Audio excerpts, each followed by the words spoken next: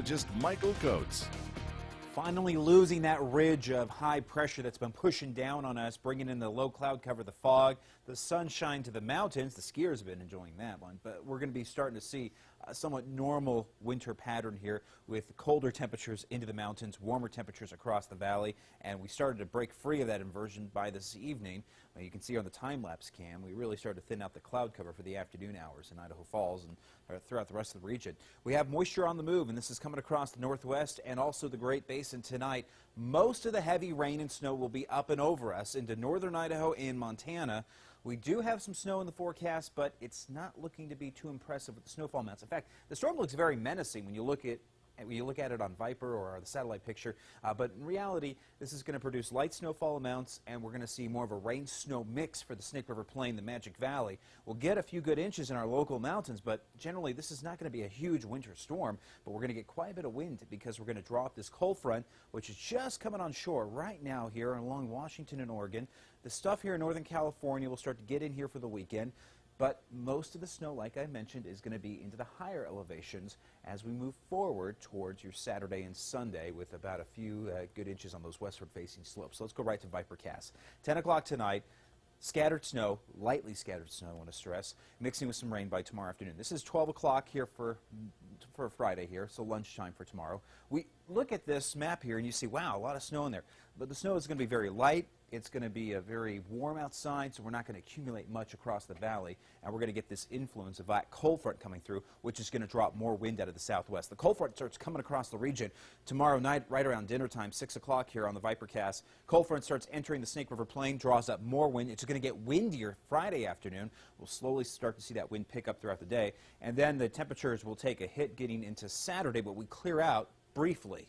There's a slight chance of some snow in Rexburg on Saturday, but again, very light snow. And then a rain-snow mix to follow in for Saturday night through Sunday with most of the moisture, like I've said, into the mountains around the Snake River Plain. So here's my breakdown. 3 to 6 inches in the mountains, 1 inch if you're lucky in the Snake River Plain. We may push it to 1.5 inches around Rexburg and St. Anthony, but the further south you head, the drier it's going to be, or at least it's not going to be sticking to the ground. 14 for Mackay tonight, 20 in Salmon, 17 in Rexburg, and we'll be into the upper teens for Rigby and Idaho Falls, with the mid-teens for West Yellowstone and the lower 20s for Pocatello. We'll see the lower 20s also for American Falls and Lava Hot Springs, with 18 for Montpelier and 19 in Afton. Take a look at the highs for tomorrow, and the numbers, even in the high country, are a bit warm for this time of the year. We'll be right around freezing for many of the mountain locations. So look at that, 37 for Lava Hot Springs, near 40 for Pocatello.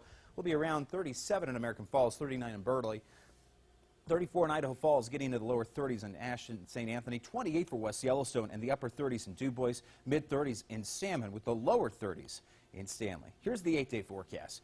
Moving forward, we're going to see temperatures here pushing towards 40 degrees by Sunday, carrying a little bit of some snow into Monday. And then next week, the inversion comes back.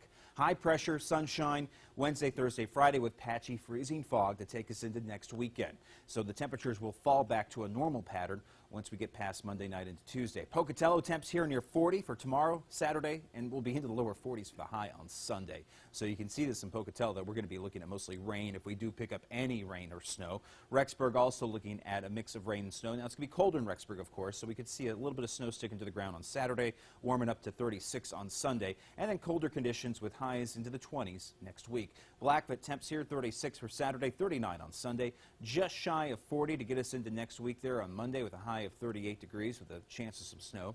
Salmon, you're going to see a rain-snow mix here. Temperatures near 40 by Sunday.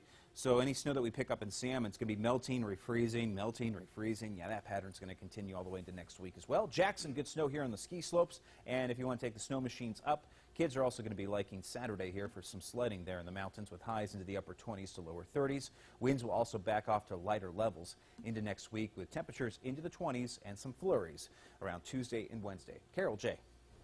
All right, thank you, Michael.